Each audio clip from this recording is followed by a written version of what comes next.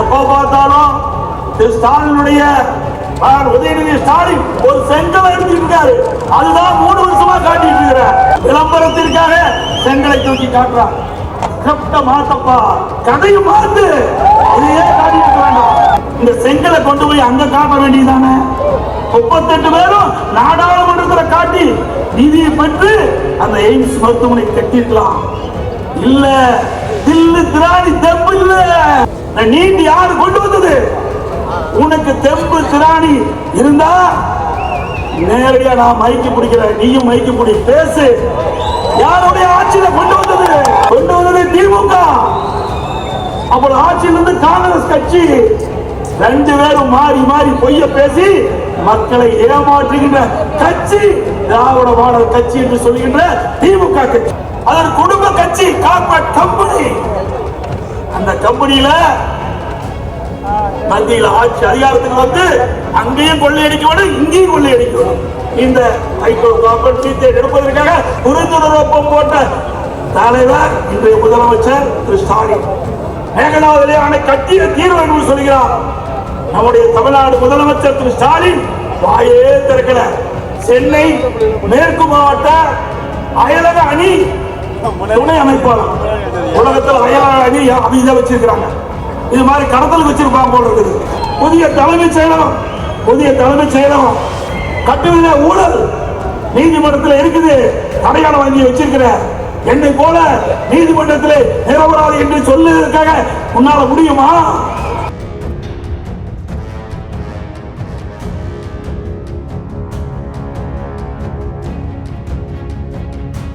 திமுக தலைவர் ஸ்டாலின் பேசிக் கொண்டிருக்கின்றார். பல்வேறு 2 நாட்களாக 22ஆம் தேதி, 23ஆம் தேதி, 24ஆம் தேதி 3 கூட்டங்களிலும் அவர் பேசுவது ஒன்று பிரதமரை பற்றி விமர்சிப்பார். அதை பற்றி நமக்கு கவலை இல்லை. இன்னொன்று என்னை பற்றி விமர்சிப்பார். இது 2 தான் அவர் பேசுவதை பார்க்கிறோம். வேற எதையுமே பேசுவதை காணாம். சரக்கு இருந்தா தானே பேச முடியும். ஒண்ணுமே இல்லையே, பொம்மை முதலமைச்சர். அவர் என்ன எதிர்பார்க்க முடியும்?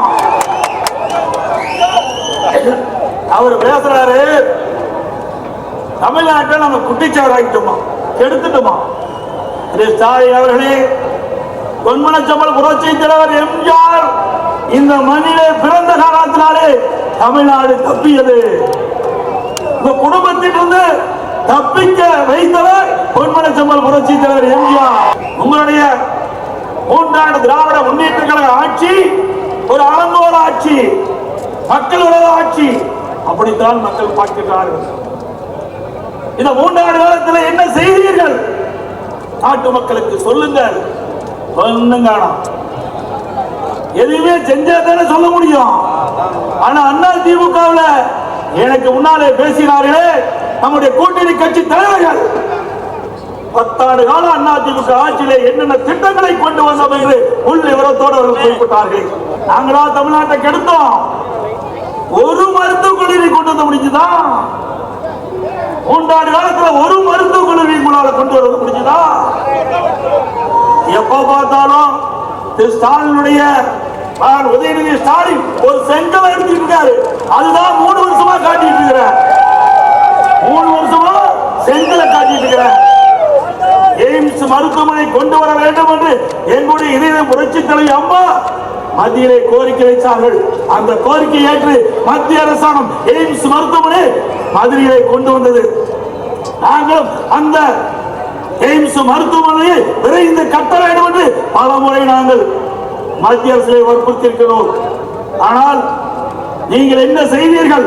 இந்த செங்கலை நாடாளுமன்றத்தில் காட்ட வேண்டும், ரோட்ல காட்டி பிரயோஜனம் இல்லை. அதனால என்ன பயன்? விளம்பரத்திற்காக செங்கலை தூக்கி காட்டுறார். மாத்தப்பா கதையும் மாத்து, இதையே காட்டிட்டு வேண்டாம். 38 நாடாளுமன்றம் உங்களுக்கு தந்தாங்க. 2019 திமுக கூட்டணி கட்சி சேர்ந்த 38 நாடாளுமன்ற உறுப்பினர்கள் உங்களுக்கு வாய்ப்பை தந்தார்கள். இந்த செங்கலை கொண்டு போய் அங்க காட்ட வேண்டியதானே. 38 பேரும் நாடாளுமன்றத்தில் காட்டி நிதியை பெற்று அந்த எய்ம்ஸ் மருத்துவமனை கட்டிருக்கலாம். இல்ல தில்லு திராணி தெம்பு இல்ல. கேட்க வேண்டிய இடம் நாடாளுமன்றம். அதுக்காகத்தான் திமுக கூட்டணி கட்சி சேர்ந்தவர்களை தேர்ந்தெடுத்து தமிழ்நாட்டு மக்கள் நாடாளுமன்றத்துக்கு அனுப்பி வச்சிருக்கிறாங்க.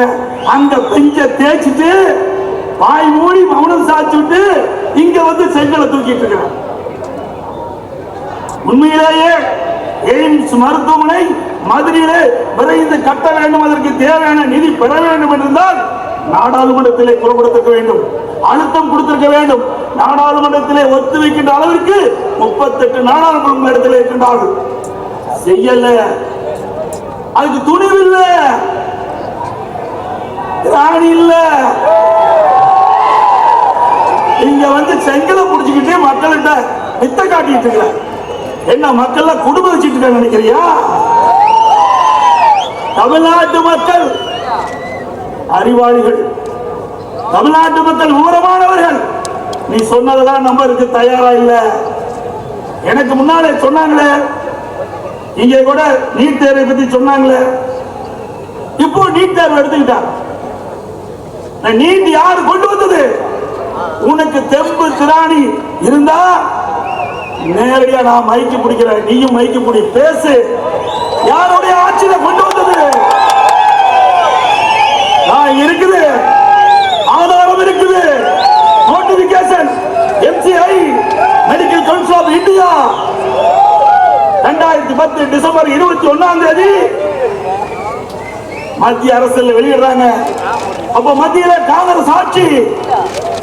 திமுக இணை அமைச்சர் நாமக்கல் காந்தி செல்வன் இருக்கிறார். அப்ப தாயா நீட் தேர்வு கொண்டு வந்தது திமுக. அப்போ ஆட்சியிலிருந்து காங்கிரஸ் கட்சி. 2 பேரும் மாறி மாறி பொய்ய பேசி மக்களை ஏமாற்றுகின்ற கட்சி திராவிட மாடல் கட்சி என்று சொல்லுகின்ற திமுக கட்சி. சாதனை சாதனை என்று சொன்னா வாயில சொன்னா போதாது, சர்க்கரைன்னு சொன்னா போதாது, வாயில போட்டா தான் இனிக்கும். அது போல நீங்கள் வெற்றி அறிவிப்பின் மூலமாக நாட்டு மக்களை ஏமாற்ற முடியாது. நாங்கள் சேவை செய்திருக்கின்றோம், மக்களுக்கு நன்மை செய்திருக்கின்றோம், நேரடியாக மக்களை சந்தித்து கேட்கின்றோம். இப்படிப்பட்ட 7.5% அதில் இடம் கிடைத்தவர்கள் 2160 பேர். 2160 பேர் அரசு பள்ளியை படித்த மாணவர் மாணவிகள் MBBS டாக்டராக படிச்சுட்டு இருக்காங்க, பல் மருத்துவராக கல்வி பயின்று இருக்காங்க. இப்படிப்பட்ட சாதனை படைத்த அரசாங்கத்தை பற்றி 10 ஆண்டு காலம் கெடுத்து விட்டேன் என்று சொல்லிருக்கு வாய் கூசாமல் பேசுகிறீர்கள். ஒரு சாதனையாவது இந்த நாட்டு மக்களுக்கு நீங்கள் படைத்திருக்கின்றீர்களா? சொல்லுங்க பார்க்கலாம். அதோடு இன்றைய தினம் எனக்கு முன்னாலே பேசினார்கள், ஆட்சி மத்தியில ஆட்சி அதிகாரத்துக்கு வர வேண்டும். அது ஒரு குடும்ப கட்சி, கார்பரேட் கம்பெனி. அந்த கம்பெனியில மத்தியில ஆட்சி அதிகாரத்துக்கு வந்து அங்கேயும் கொள்ளையடிக்க வேண்டும், இங்கேயும் கொள்ளையடிக்க வேண்டும். அதற்கு ஆட்சி அதிகாரம் தேவை. அதுக்கு தான் எவ்வளவு கஷ்டப்பட்டு இன்றைக்கு ஸ்டாலின் பேசிக் கொண்டிருக்கின்றார். கடந்த மாசம் ஜூன் மாசம் மேட்டூருக்கு வந்து ஸ்டாலின் தண்ணி திறந்தார். டெல்டா பகுதியில் இருக்கிற மக்கள் குறுவை சாகுபடி செய்ய வேண்டும் என்று தண்ணீரை திறந்தார். அப்ப மேட்டூர்ல பேட்டி கொடுக்கும்போது சொன்னார், நானும் டெல்டா காரன் வீரவசனம் பேசினார். வீரவசனம் பேசி தண்ணி திறந்துட்டீங்க. விவசாயிகள் அதை நம்பி 5 லட்சம் ஏக்கர்ல குறுவை சாகுபடி செஞ்சுட்டாங்க. ஆனா இடையில தண்ணி பத்தல. 3 லட்சம் ஏக்கர் தண்ணி இல்லாம காஞ்சி கருகி போச்சு. அந்த காலகட்டத்தில் இந்தியா கூட்டணி அமைக்கிறாங்க. பெங்களூர்ல முதல் கூட்டம் நடக்குது. அதுல திரு ஸ்டாலின் கலந்து கொள்ள போறார். அப்போ அந்த நீர்ப்பாசனத்துறை அமைச்சர் வரவேற்றுட்டு போறாரு ஸ்டாலின. முதலமைச்சர் வரவேற்கிறாங்க. கர்நாடக முதலமைச்சர், கர்நாடக நீர்வளத்துறை அமைச்சரும் கர்நாடக முதலமைச்சர் வரவேற்கிறாங்க. அந்த நேரத்தில் எங்களுடைய டெல்டா பகுதியில் விவசாயிகள் என்னை நம்பி, என்னுடைய அரசாங்கத்தை நம்பி இன்றைக்கு குறுவை சாகுபடி செய்திருக்கிறார்கள். காய்கின்ற நிலை ஒரு 10 டிஎம்சி தண்ணி, எங்களுக்கு கொடுக்க வேண்டிய தண்ணி இல்ல, ஒரு 10 டிஎம்சி தண்ணி நீங்க உங்களுடைய அணையிலிருந்து திறந்து விட்டா அந்த டெல்டால காய்கிற அந்த குறுவை சாகுபடியை காப்பாற்றிக்கலாம் என்று வேண்டுகோள் வைத்திருந்தால் அவர்களும் திறந்து திறந்து கேட்கல. அவங்க அதிகாரம் தான் முக்கியம், நாட்டு மக்கள் முக்கியம் அல்ல. அதனால 3 லட்சம் ஏக்கர் காய்ந்து கருகி வீணா போச்சு. அந்த விவசாயி வடிக்கின்ற கண்ணீர் இந்த தேர்தலே தோல்வியை உங்களுக்கு கொடுக்கும். டெல்டா பாசனம் இந்த பகுதியெல்லாம் திருச்சி, தஞ்சாவூர், நாகப்பட்டினம், புதுக்கோட்டை, மயிலாடுதுறை, திருச்சி இதெல்லாம் டெல்டா பகுதி. இந்த டெல்டா பகுதியில இருக்கின்ற விவசாயிகள் அச்சத்தில் இருந்தார்கள். தன்னுடைய நிலம் பறிபோயிடும் என்ற அச்சத்தில் இருந்தார்கள். ஸ்டாலின் அமைச்சராக இருக்கிற பொழுது ஹைட்ரோ கார்பன் அங்கே இருக்கின்ற மீத்தேன் எடுப்பதற்காக புரிந்துகொள் ஒப்பந்தம் போட்டான். விவசாயியுடைய நிலம் விலை மதிக்க முடியாத நிலம், பொன் விளைகின்ற பூமி, டெல்டா பூமி, முப்பம் விளைகின்ற பூமி, அதை இந்த ஹைட்ரோ கார்பன் மீத்தேன் எடுப்பதற்காக புரிந்துணர்வு ஒப்பந்தம் போட்ட தலைவர் இன்றைய முதலமைச்சர் திரு ஸ்டாலின். அன்றைக்கு அமைச்சராக இருந்தார். அதே அனைத்து அண்ணா திராவிட முன்னேற்றங்கள் ஆட்சி வந்தது. நான் முதலமைச்சராக இருந்த காலகட்டத்தில் எல்லா விவசாயிகளும் இடத்திலே கோரிக்கை வைத்தார்கள். என்னுடைய டெல்டா மாவட்ட அப்பொழுது அமைச்சர்கள், எம்எல்ஏக்கள் கோரிக்கை வைத்தார்கள். எங்களுடைய பகுதி பாலைவனமாகிவிடும், இதை காப்பாற்றுங்கள், விவசாயிகள் அச்சத்திலே உறைந்து போயிருக்கிறார்கள் என்று கோரிக்கை வைத்த உடனே நான் சட்ட ரீதியாக மத்திய அரசிலே சந்தித்து இன்றைக்கு டெல்டா பாசனத்திலே இப்படிப்பட்ட எந்த திட்டமும் கொண்டு வரக்கூடாது என்பது இன்றைக்கு பாதுகாக்கப்பட்ட வேளாண் மண்டலம் என்ற அற்புதமான சட்டத்தை கொண்டு வந்து நிறைவேற்றினோம். நாங்களா தமிழ்நாட்டை கடத்தோம். பொன்விளைகின்ற பூமியில மிகப்பெரிய நிறுவனத்திற்கு தாரவாக்க போத்தீர்களே, நீங்க தான் கடத்தீங்க. அது மட்டுமல்ல, இன்றைக்கு மேகதாது, இன்றைக்கு காவிரியில வருகின்ற தண்ணீரை மேகதாது என்ற இடத்திலே அங்கே ஒரு அணை கட்டி தண்ணீரை தேக்க கர்நாடக அரசு துடித்துக் கொண்டிருக்கிறது. ஒரு வாரத்திற்கு முன்பு நீர்ப்பாசனத்துறை அமைச்சர் சொல்கிறார், ஒரு சொட்டு தண்ணீர் கூட தமிழ்நாட்டுக்கு கொடுக்க மாட்டேன் என்று. அங்க இருக்கின்ற முதலமைச்சர் சொல்கிறார், மேகதாதுவிலே அணை கட்டிய தீர்வு என்று சொல்கிறார். நம்முடைய தமிழ்நாடு முதலமைச்சர் திரு ஸ்டாலின் வாயே திறக்கல.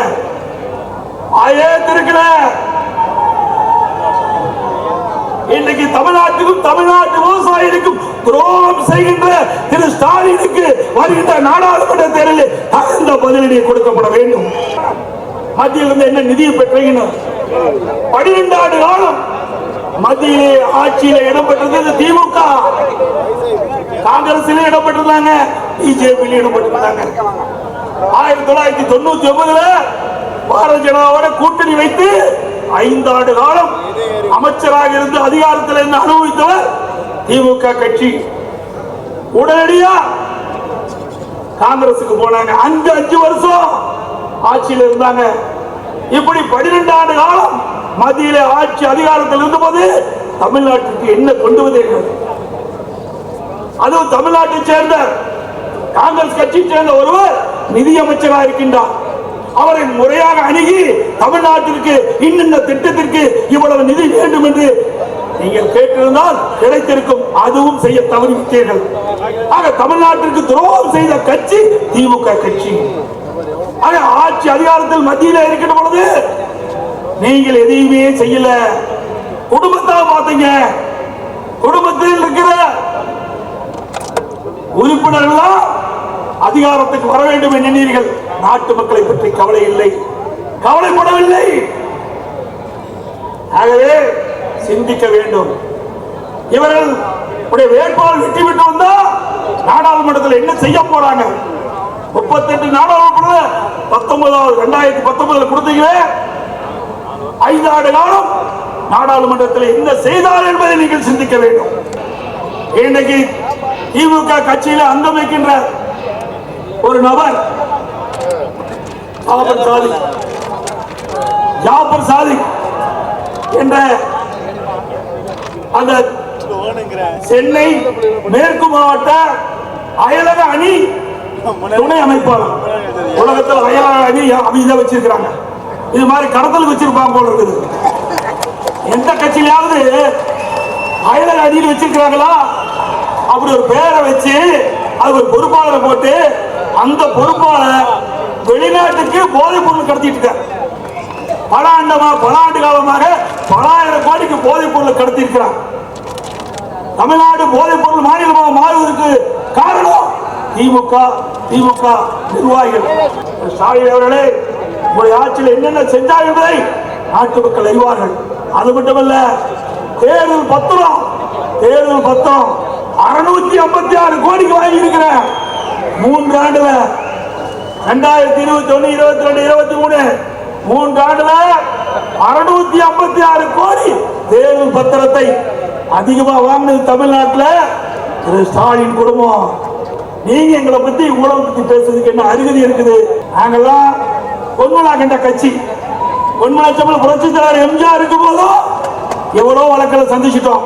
அம்மா இருக்கும் போதும் எவ்வளவு வழக்கில் செஞ்சிட்டோம். எவ்வளவு முறை சிறைக்கு போயிட்டு வந்துட்டோம்.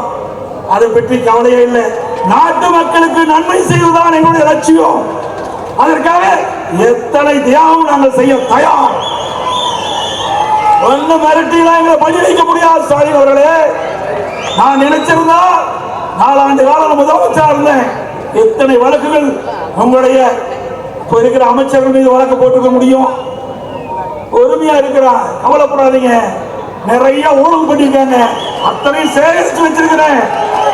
2020 ஆட்சி வளர்கிற பொழுது பாருங்க, முதலமைச்சர் என் மீது வழக்கு போட்டு விரட்டி பார்த்தார். உச்ச நீதிமன்றம் வரைக்கும் போய் மீண்டும் உயர் நீதிமன்றம் வந்து வழக்கு நடத்த நான் முன் வந்தேன். வழக்கு போட்ட RS பாரதி அந்த வழக்கு வாபஸ் வாங்கன்னு சொன்னார். இல்ல, நீதிமன்றத்தில் நான் வழக்கு நடத்தும் சொன்னேன். வழக்கு நடத்தி நிரபராதி என்று வெளியில் வந்திருக்கிற ஸ்டாலின் அவர்களே, அந்த துணிச்சல் உங்களுக்கு இருக்குதா? புதிய தலைமைச் செயலம் கட்டுவத ஊழல் நீதிமன்றத்தில் இருக்குது. தடையாள வாங்கி வச்சிருக்கிற என்னை போல நீதிமன்றத்தில் நிரபராதி என்று சொல்லுவதற்காக உன்னால முடியுமா? வழக்கு நடத்த தயாரா? அதிமுக பொறுத்த வரைக்கும் மடியிலே கனமில்லை, வழியிலே பயமில்லை. ஸ்டாலின் அவர்களே, இதுபோன்ற செய்திகளை மேலும் தெரிந்து கொள்ள எங்களது யூடியூப், Facebook மற்றும் Twitter ஆப்களை சப்ஸ்கிரைப் செய்யவும்.